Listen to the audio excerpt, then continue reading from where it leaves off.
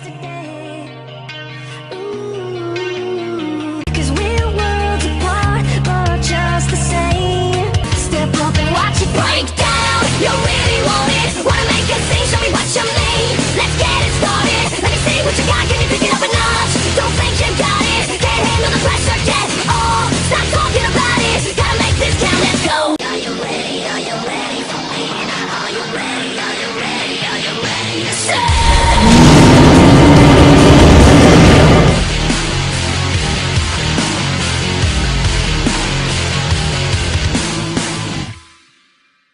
Yeah, I was ladies and gentlemen, my name is Senior Repeat for Anime today to talk about an important issue, an important subject that I want to talk about, and it's something about dinosaurs, and one particular genus of dinosaur especially. And the reason I'm talking about this dinosaur is because, you remember when, not many people remember when dinosaurs were considered cold-blooded and slow and sluggish. Well, I want to talk about one specific dinosaur that changed all that. And the dinosaur is Deinonychus anthropopus, I believe that's how you pronounce it.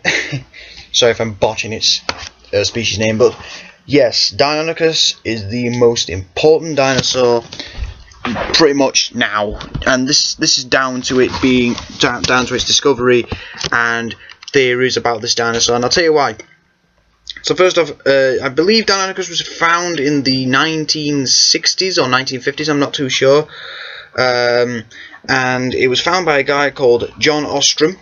And when they found it, they found quite a few specimens around a Tyrannosaurus skeleton, which had been obviously disemboweled and attacked by these Deinonychus specimens that they found.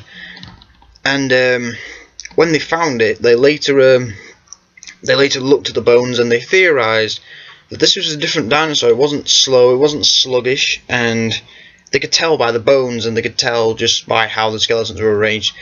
And then John Ostrom later put out a study on it in the late 1960s, I believe, and he basically said that this dinosaur may have been warm-blooded.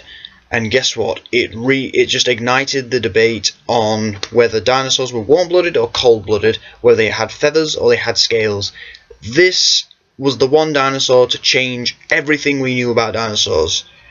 And it's all down to this dinosaur, and it's just incredible how everything that we know about dinosaurs currently leads back to this dinosaur here. Deinonychus or Deinonychus or Deinonychus or however you want to pronounce it. But I remember years ago when I was young, I can remember seeing all these little plastic figurines of dinosaurs that were scaly and they looked a bit sluggish and they were dragging their tails. And I thought to myself, I'm sure that's not how dinosaurs look. So when obviously I've learned over the years that dinosaurs are nothing like that, but apparently we still have dinosaurs illustrated like this, and I think it's wrong.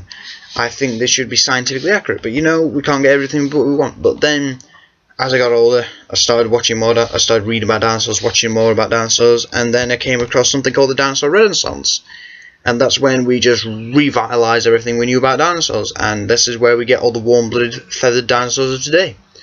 And it always made me thought, well, what started it all? It can't have just started out with someone looking at loads of bones and being like, oh, maybe these animals may be warm-blooded.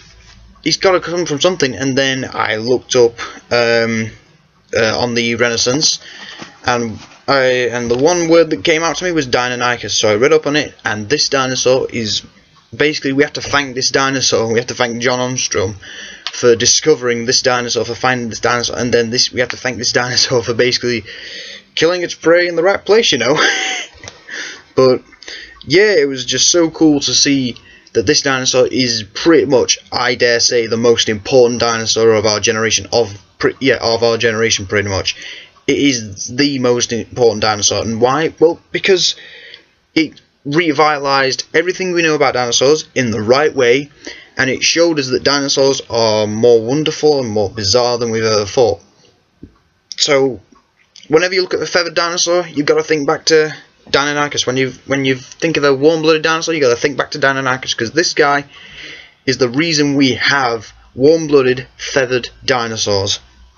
Alright guys, hope you've enjoyed.